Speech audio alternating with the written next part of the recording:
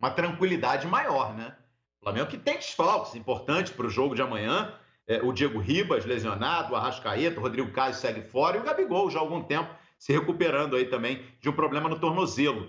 Mas fora de campo, nos bastidores, tá tudo tranquilo no Flamengo, né? O Flamengo rearrumou a sua casa depois daquela turbulênciazinha no início do trabalho do Domenech, tá tudo caminhando até para o Flamengo seguir favorito, diria que nas três competições. Se alguém não concordar comigo, pode discordar à vontade, mas Flamengo hoje para mim é candidato ao título na Copa do Brasil, favorito no Brasileiro e favorito na Libertadores.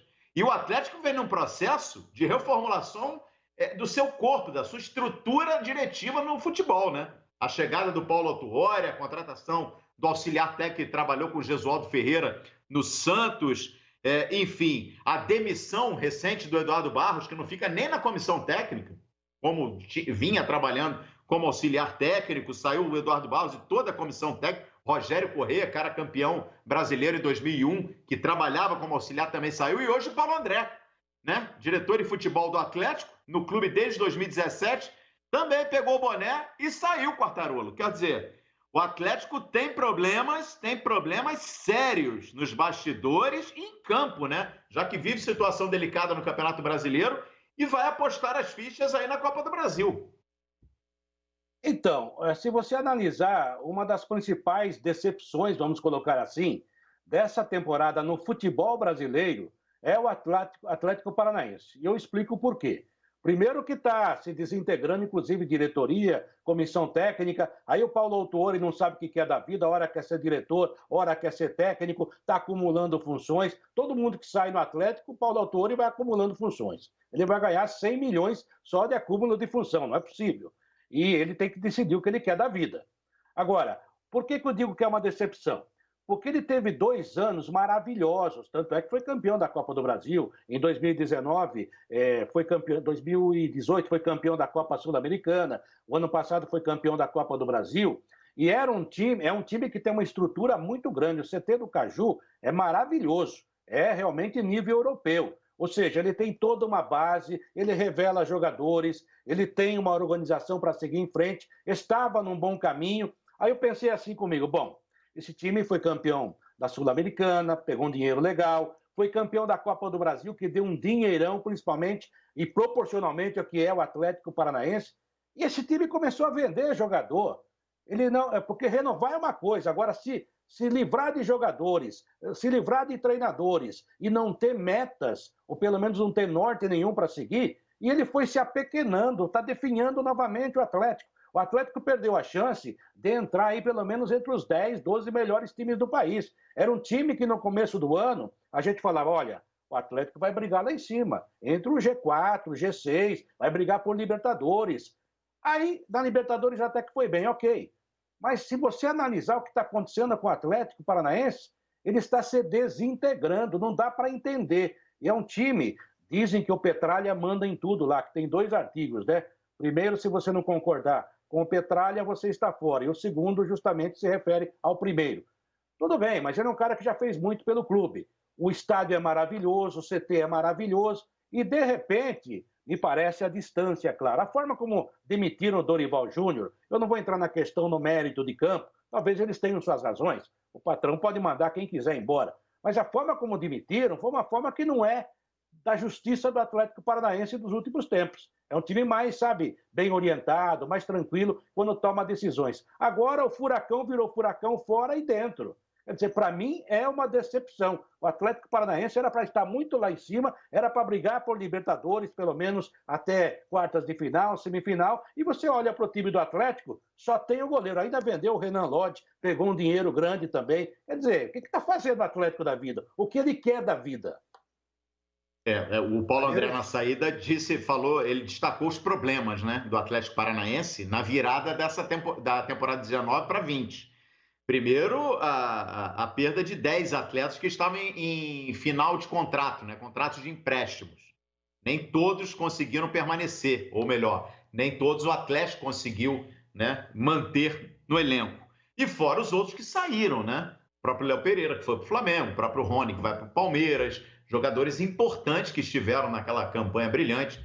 na Copa Sul-Americana e depois também na Copa do Brasil, e acabaram não permanecendo, e a redução no orçamento, né? Muito em função, o Atlético não é diferente de nenhum outro clube, impactado aí pelos problemas, né, da pandemia do coronavírus, né? Enfim, quem é que chamou? Foi você, Paulo Lima? Não, fui eu, só para... Foi você, Abel? Fala aí. Não, fui eu só para completar rapidinho, porque a gente falou da sorte, né, do Palmeiras, de pegar o time que estava todo mundo torcendo para pegar, porque na teoria é o mais frágil. O Atlético Paranaense, por outro lado, pegou pedreiraça na Copa do Brasil, o Flamengo, e pegou pedreiraça também na Libertadores, o River Plate. Quer dizer, num momento em que está na zona do rebaixamento do Campeonato Brasileiro. É complicadíssimo.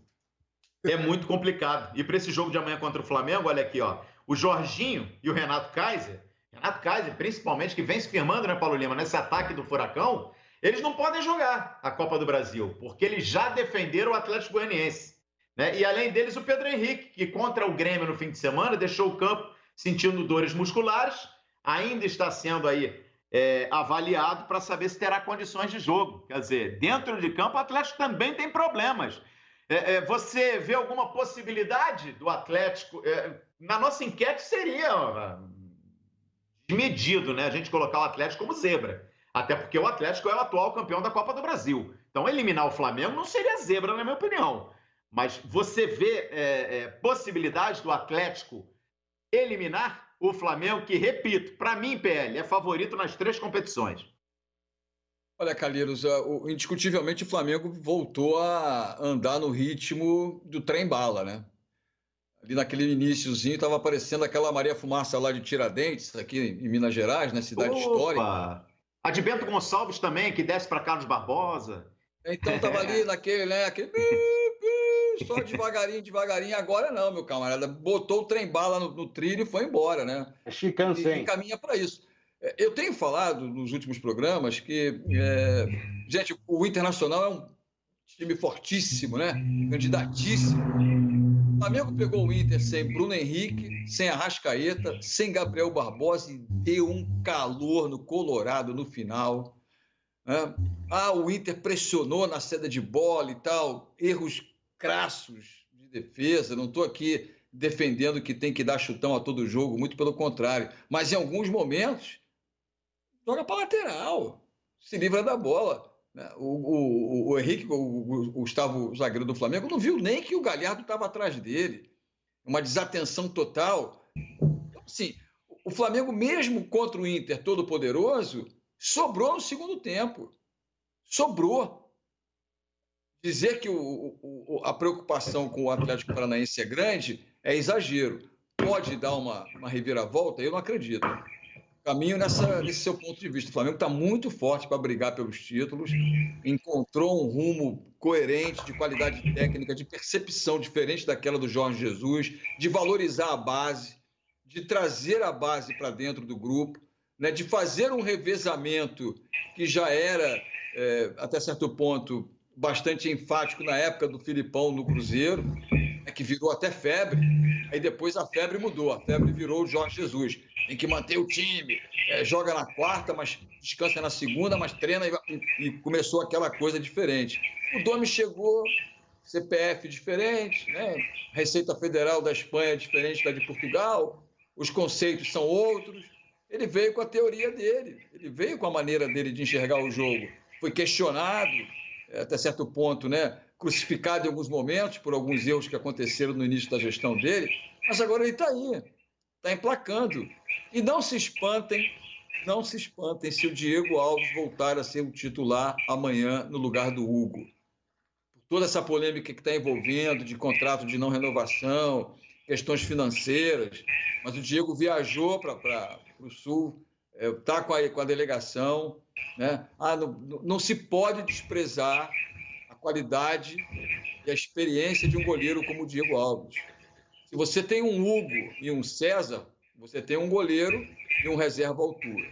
Se você tem um Hugo, um César, tem o Diego Alves, você tem, no mínimo, 2 goleiros e meio de muita qualidade no Flamengo.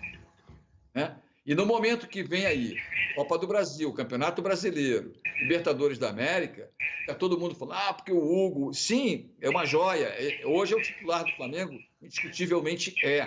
Mas não se pode prescindir, não se pode deixar de lado de reconhecer tudo aquilo que o Diego fez pelo Flamengo, ao lado de todo o grupo, de todos os jogadores, na temporada passada. Foi decisivo. A Libertadores é uma outra casca, é uma outra história, é uma outra pressão. Eu acho que o Hugo é goleiro para ser eternamente titular do Flamengo.